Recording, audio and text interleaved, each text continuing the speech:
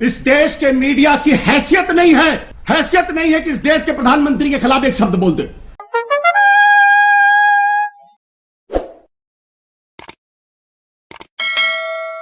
नमस्कार दोस्तों, स्वागत है आपका। आप देख रहे हैं न्यूज भारती में, आपके साथ मदन मोहन। पता नहीं क्या, हम लोग दिल्ली से सर आ रहे थे, अब पैदल आए, अब बताते हैं वहाँ नहीं जा रहे थे। सबका साथ, सबका विकास और सबका विश्वास, ये नारा दिया था प्रधानमंत्री मोदी ने 2019 में जब वापस से देश के प्रधानमंत्री बने थे। लेकिन आज जो वक्त बीत रहा है, यह आफतकाल, इस दौरान उसकी असली मीनिंग स्पष्ट हो रही है। और यह भी स्पष्ट हो रही है कि इस नारे में शर्तें लागू है, TNC अप्लाई है, जिसके अंदर गरीब किसान मजदूर नहीं आते हैं, इसके अंदर बेरोजगार छात्र युवा भी नहीं आते हैं। वो तमाम लोग जो देश को बनाते हैं निश्चित तौर पर प्रधानमंत्री मोदी के इस नारे के अंदर नहीं समाते हैं। ये नारा सिर्फ और सिर्फ उद्योगपतियों, बड़े व्यवसायियों के लिए ही है। हालांकि कुछ साथियों को मेरी इस बात से ऐतराज़ हो सकती है, लेकिन मैं उनसे पूछना चाहता हूं कि अगर आपको ऐतराज़ है तो प्रधानमंत्री मोदी के सबका साथ, सबका विकास और सबका विश्वास के नारे में प्रधानमंत्री मोदी को जब देश के गरीब मजदूर, दिहाड़ी मजदूरों को सहायता करनी चाहिए थी, उन्हें सुरक्षित उनके घर पहुंचा दिया जाना चाहिए था शुरुआती समय में ही, तो आज दर दर की ठोकरें खाने को क्यों मजबूर किया गया? क्यों उन्हें कोरोना बम बनाया गया? जी हाँ, मैं आज के मजदूर जो सड़कों पर भटक रहे हैं, भूखे नंगे पैरों, लाचार, बेबस, मौत की नींद सोने को मजबूर हैं, और उनमें से कई तो कोरोना संक्रमित भी हो गए हैं, तो वो कैसे नहीं कोरोना बम है? क्या प्रधानमंत्री ने इस वक्त का इंतजार किया कि जब हमारे मजदूर कोरोना संक्रमित हो जाएंगे तब उनके गांव भेजा जाएगा, ताकि बाकी के गांव वाले भी जो कोरोना से दूर हैं उन्हें भी संक्रमण मिले? आखिर क्यों इतनी देर लगा दी साहब? हम लोगों ने पहले शुरुआती वक्त में ही कहा था कि प्रधानमंत्री जी या तो मजदूरों को जहां भी वो काम कर रहे हैं उन्हें वहां के लोकल स्थानीय विद्यालयों में शिफ्ट किया जाए, मिड डे मील की व्यवस्था है वहाँ पर उन्हें उसके द्वारा खाने पानी की व्यवस्था की जाए और वहाँ पर गार्ड की सुरक्षा दी जाए, ताकि किसी भी किसान या फिर मजदूर की तबीयत खराब दिखे तो उसे जल्द से जल्द हॉस्पिटल में भर्ती कराया जा सके। लेकिन यह सब कुछ नहीं हुआ। आखिर हमारी औकात क्या है? उनके पास तो दरबारी मीडिया का अंबार लगा हुआ है ना, आखिर उनकी सुनेंगे या हमारी सुनेंगे?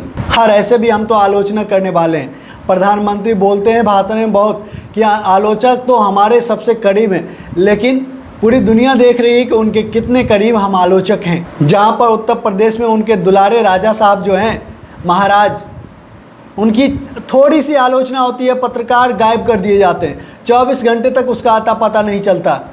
मिड डे मील के नाम पर नमक परोसे जाने की वीडियो जब वायरल होते हैं तो पत्रकार को वापस से मुकदमे का सामना करना पड़ता है।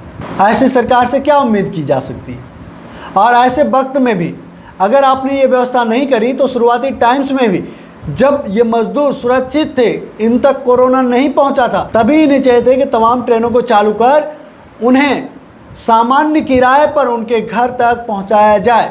लेकिन प्रधानमंत्री ने 2 महीने का इंतजार किया ताकि कोरोना संक्रमित हो जाए लोग, और उस कोरोना संक्रमित बम बन के ये लोग गांव-गांव में जाए और वहां पर कोरोना संक्रमण ब्लास्ट हो। यही हो रहा है। आप देखिए ना, जैसे जैसे मजदूर अपने गृह राज्य पहुंच रहे हैं, उस राज्य में कोरोना संक्रमितों की संख्या बढ़ती ही जा रही है। जो लोग 2, 4, 10, 20, 50, 100, 500 मरीजों के लिए एक धर्म को बदनाम कर दिया, जो इंडियन मीडिया एक धर्म को बदनाम कर दिया, आज उस पार्टी और उस प्रधानमंत्री के लिए क्या कहेगा जो 2 महीने बाद देश भर के गांव में कोरोना बम भेज रहा है? और जब हम सवाल पूछेंगे तो हमें ही कटघरे में खड़ा किया जाएगा, हमारे ऊपर ही सवाल किए जाएंगे, हमें ही IT सेल के गालीबाजों से गाली खिलाए जाएंगे। फिर भी सवाल तो हमें ही पूछने पड़ेंगे ना दोस्त, क्योंकि ये दरबारी मीडिया, इंडियन मीडिया जो है, गोदी media, cheerleaders, actor and actress, ये तो सत्ता से सवाल पूछेंगे नहीं।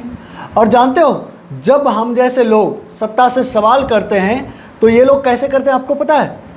याद करो, जब किसी कुत्ते के पूंछ पर कोई पैर दे देता है तो कुत्ता कैसे आवाज़ करता है?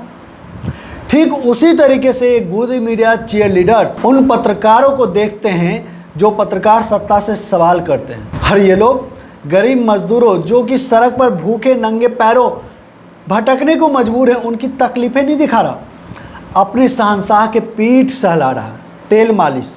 आपको पता है दुनिया का जो सबसे बड़ा शहंशाह खुद को समझता है ना, आखिर वहाँ पर भी आज जर्नलिज्म जिंदा है।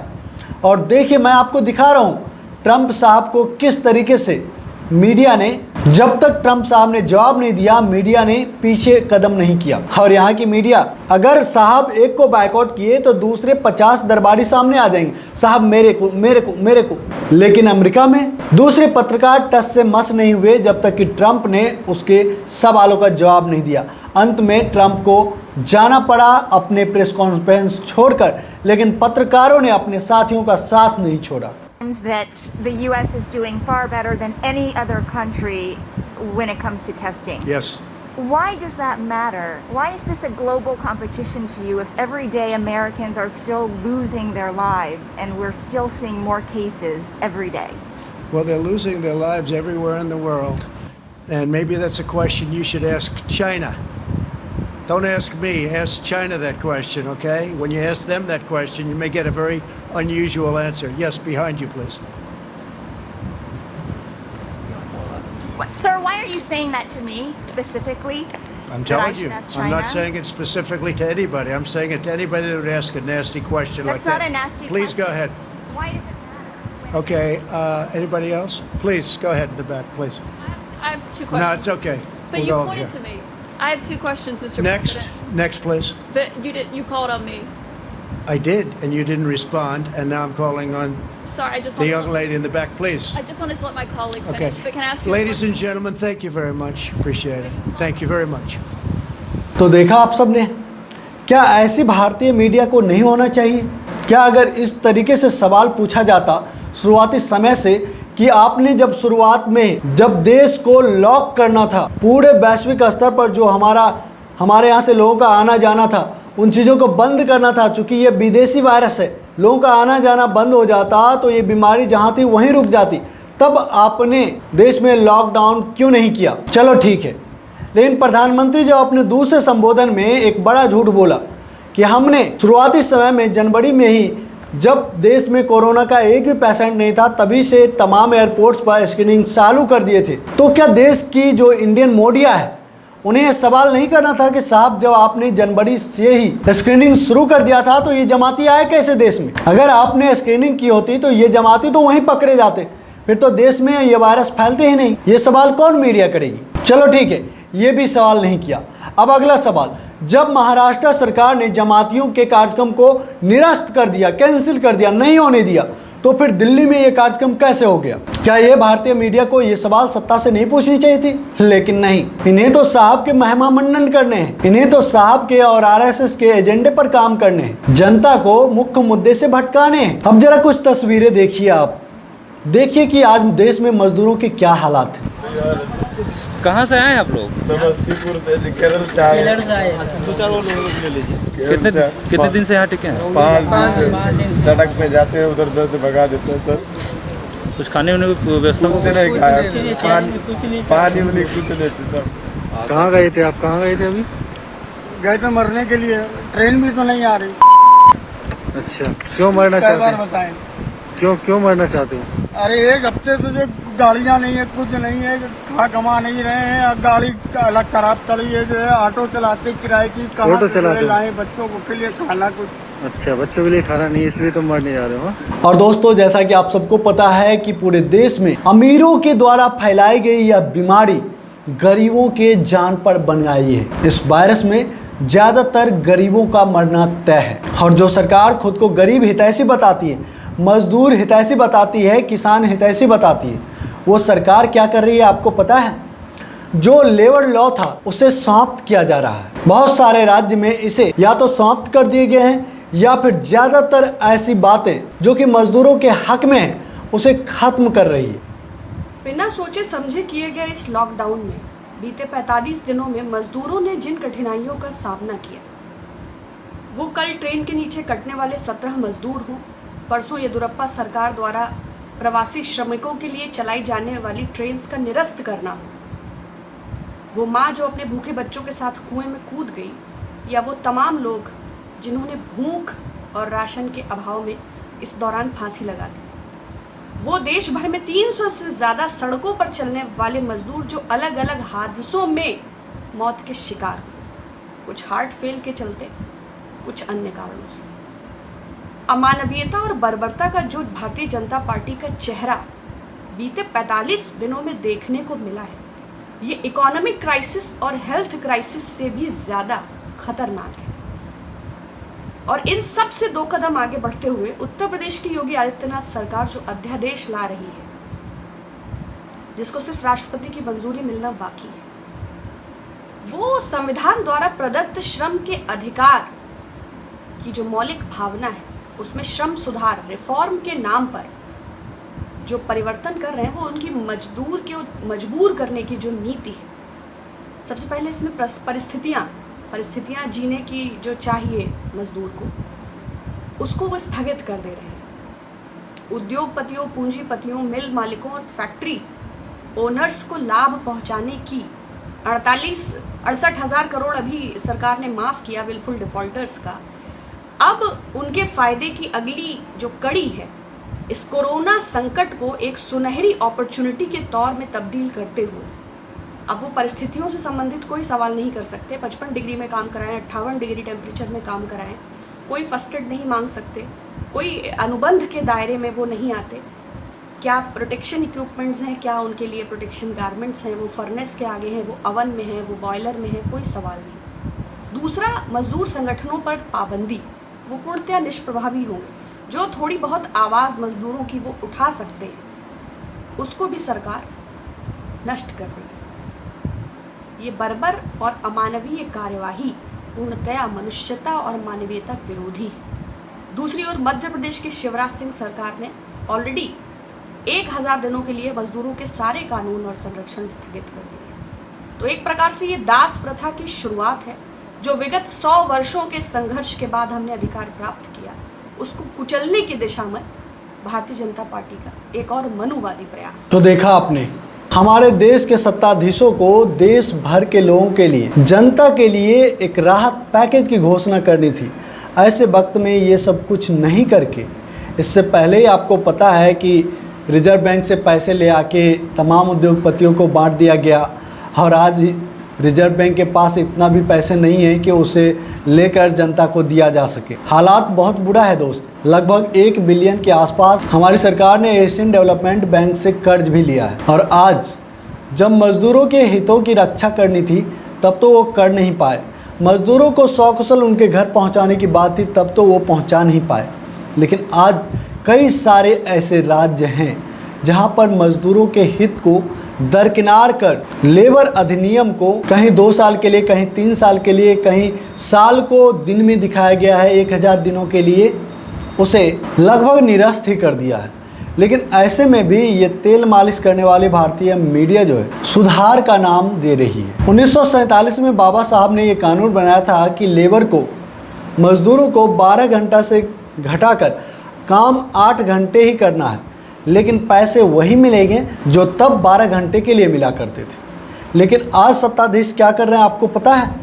मजदूरों को अब 8 घंटे के बजाय 12 घंटे काम करने हैं, और पेमेंट 8 घंटे के बदले 12 घंटे के नहीं, 8 घंटे के ही मिलने हैं। मुझे नहीं पता ये किस हिसाब से मजदूरों के हित की बात है। अगर आप इस पर सवाल उठाएंगे तो आपको वापस से लोग कहेंगे कि बॉर्डर पर सैनिक शहीद हो रहे हैं और तुम यहाँ पर सवाल कर रहे हैं। और सबसे बुरी बात आप जानते हैं इस कानून में क्या किया गया है? अब किसी भी मजदूर को कंपनी जब चाहे तब निकाल बाहर कर सकती है, और उसके लिए उस मजदूर को लड़ने का भी कोई हक नहीं होगा, ना ही उसका यूनियन साथ दे पाएगा, क्योंकि यूनियन के जो भी प्रभाव थे, अधिकार थे, शक्ति थी, उसे खत्म कर दिया गया है। और सबसे अव्वल उत्तर प्रदेश के महाराज योगी आदित्यनाथ ने तो अध्यादेश प्रधानमंत्री यानी कि केंद्र सरकार के पास भेज भी दिया है, परंतु उनके इस हक की आवाज़ को गोदी मीडिया उठाने के लिए तैयार नहीं। तभी तो आशुतोष जैसे निर्भीक पत्रकार ने गोदी मीडिया एक्ट्रेस अंजना ओम कश्यप को करारा जवाब दिया था कि इस देश की मीडिया की हैसियत नहीं कि प्रधानमंत्री से सवाल करे। आप देखिए उनकी बात। ऐसी गलत बात कर रहे हैं आप। आप मिसलीड कर रहे हैं सुनिए आज। मेरी बात। जब भी कोई मामला आप आता सुनिए है, मेरी बहस बात। होती है, आप खबर सुनिए दिखाई मेरी बात। जाती है। आप सुनिए मेरी बात। आप सुनिए मेरी बात। इस देश के मीडिया की हैसियत नहीं है, हैसियत नहीं है कि इस देश के प्रधानमंत्री के खिलाफ एक शब्द बोलते। आप क्या बात हैसियत कर नहीं रहे है। हैं? आप क्या बात करती हैं? आप बिल्कुल गलत बात कर मेरा रहे मुंह हैं। खुलवाना, मेरा आप बिल्कुल मुंह गलत खुलवाना बात चाहते हैं कर आप रहे लोग। हैं। आपने देखा जब ये बातें आशुतोष ने अंजना ओम कश्यप को ऑन एयर टेलीविजन पर कह दिया, उन्हें मिर्ची लग गई और फिर देखिए कैसे बौखलाई अंजना ओम कश्यप। कल भी आप मुंह खुलवाना अर्थव्यवस्था को चाहते हैं। इस लेकर देश मैंने के 6 मीडिया बजे बहस की है। ने, इस देश के मीडिया ने आप हिंदुस्तान की डिबेट जो को हालत डिरेल पैदा कर कर दी रहे है, हैं। आप जो डिबेट को हालत डिरेल की है कर इस रहे देश हैं के अंदर। आशुतोष जी। मैं आप डिरेल डिबेट नहीं को कर रहा इसलिए डिरेल हूं। कर रहे हैं क्योंकि आप लोग आपको ये सच्चाई सूट सुनना नहीं करता है। चाहते। आप लोग सच्चाई सुनना नहीं चाहते। आप अरे शर्म करो अंजना जी, और कितना गिरोगी आप, और आप जैसे तमाम गोदी मीडिया चीयर लीडर्स कितना गिराओगी देश को। अरे मोदी मोदी करते करते तो आपके मुंह से मैं अंजना ओम मोदी, इस तरीके से वो नाम आप सबकी जुआं पर चढ़ गई कि देश के जो हालात हैं, गरीब मजदूरों के जो हालात हैं, उनके आंसू, उनके भूखे पेट, उनकी मौत तक आप सबके दिल को पसीज नहीं पा रहा है। इतनी बड़ी बोली लगा दी उन्होंने। और अब आपको दिखाता हूँ इस मैडम की बात। ये मैडम बता रही है कि अब देश के लोगों को कोरोना से लड़ना होगा। नमस्ते आप सभी को। कुछ आंकड़े देख रही थी। कल रिकॉर्ड आंकड़े आए हैं कोरोना मरीजों के, 4213। हालांकि रिकॉर्ड ठीक भी हुए हैं 1500 से के आसपास। लेकिन मेरा सवाल ये है कि देखिए, अब पूरा टाइम तो आप लॉकडाउन में नहीं जी सकते। कोरोना वायरस है, वो गया नहीं है और वो रहने वाला है, और बार बार हमें ये कहा जा रहा है कि हमें उसके साथ रहना सीख लेना होगा। अब सवाल किसी और से नहीं, अब सवाल आपसे होना, आप सभी लोगों से, मुझसे, आपके परिवार वालों से, कि हम कितना ईमानदारी से कोरोना काल में जीते हैं। और ये ईमानदारी क्या होगी? हम बेईमान नहीं हो सकते हैं कि हमें कोरोना है तो छुपा दिया, या हमें कोई लक्षण है तो छुपा दिया और बाकियों से एक्सपेक्ट किया कि नहीं भाई, तुम्हें अगर कोई परेशानी है तो तुम पक्का बताओ। हमें कहीं नहीं जाना है तब भी ट्रेन की टिकट बुक करा दी। हमें मार्केट में अभी किसी काम की जरूरत नहीं, लेकिन तफरी करने के लिए निकल गए। ये सब नहीं चलेगा, इसको रुकना होगा। लॉकडाउन 4.0 जो एक नया वर्जन जिसकी चर्चा हो रही है, हो सकता है कि वो बहुत सारी ढील के साथ आगे बढ़े। अभी पीएम और सीएम की मुलाकात और बातचीत और महामंथन चल रही है, लेकिन अब मैं कह रही हूँ ना, सब कुछ आप पर और हम पर निर्भर करता है। 132 करोड़ की आबादी अब कोरोना वॉरियर बनी है। मैडम, देश के लोग ही तो अब तक कोरोना से लड़ रहे थे, आपके बासा सलामत क्या कर रहे थे बताइए। वो तो मध्य प्रदेश जीतने में व्यस्त थे, लड़ तो तब भी देश के लोग ही रहे थे ना। कौन से एमपी एमएलए, किस पार्टी के एमपी एमएलए जान दे दिया? कोई तो नहीं मरा ना, मर तो जनता रही है, चाहे वो पटरी पर हो या फिर सड़कों पर या फिर अस्पतालों में, मर तो जनता रही है। और देश की जनता ऐसे ही मरती रहेगी जब तक आप जैसे बिकाऊ मीडिया हमारे देश के नेशनल टेलीविजन पर बैठे हुए हैं। और दोस्तों, इस वीडियो के अंत में मैं आपको दिखाता हूं कि सत्ताधीश हमारे कोरोना के शुरुआती टाइम से कितने बेफिक्र थे, एवं संसद के अंदर उन्होंने क्या किया था वो जरा देखिए आप।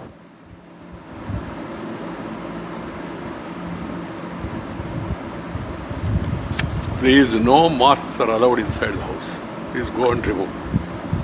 All the members, please. You are all senior members. जी हाँ, आपने देखा जब कोरोना के शुरुआती समय में टीएमसी के कुछ सांसद लोकसभा के अंदर मास्क लगाकर पहुंच गए, तो हमारे उपराष्ट्रपति वेंकैया नायडू जी किस तरीके से भड़क उठे। ऐसा लगा जैसे उनका विरोध किया जा रहा। बहरहाल दोस्तों, इस टॉपिक पे इतना ही। अगर हमारा वीडियो आपको अच्छा लगा तो वीडियो को लाइक कर दीजिए, शेयर जरूर कीजिएगा। और जो दोस्त पहली बार हमारे चैनल पर, आपसे निवेदन है कि हमारे चैनल को सब्सक्राइब कर लें और बेल आइकन को जोर दबा दें ताकि हमारा हर एक वीडियो सबसे पहले आपको मिले। जय हिंद, जय भारत, जय संविधान।